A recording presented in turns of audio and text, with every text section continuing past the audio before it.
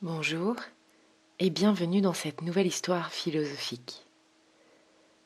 Aujourd'hui, notre conte du jour s'intitule « L'homme perdu dans le désert ». Et notre histoire commence ainsi. Un homme, perdu dans le désert, était presque mort de soif. Il arriva près d'une petite maison, une cabane sans fenêtre, sans toit, délabrée par le temps. L'homme y trouva un peu d'ombre au pied d'un mur aux briques en très mauvais état. Regardant alentour, il vit une citerne d'eau, vieille et à moitié enfoncée dans le sable. Il s'arracha à l'ombre bienfaitrice et commença à puiser sans relâche. Mais rien n'arriva. Désemparé, l'homme s'affaissa à côté de la citerne et remarqua la présence d'une bouteille.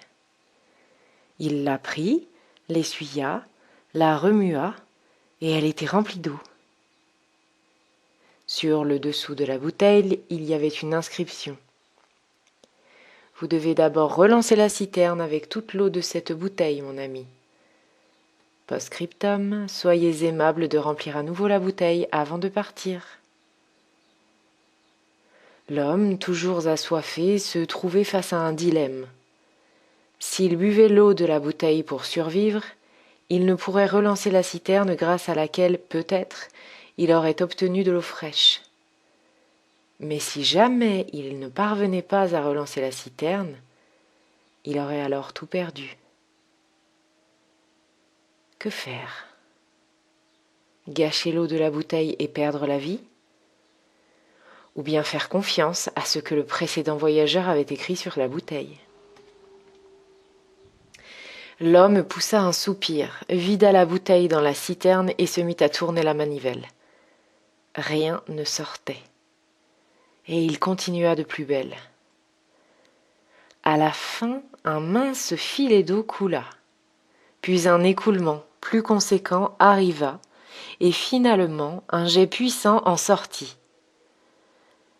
La citerne donnait de l'eau fraîche et cristalline en abondance. L'homme remplit la bouteille et but jusqu'à plus soif. Il la remplit de nouveau pour le prochain voyageur et prit un petit papier dans sa poche usée sur lequel il écrivit à son tour.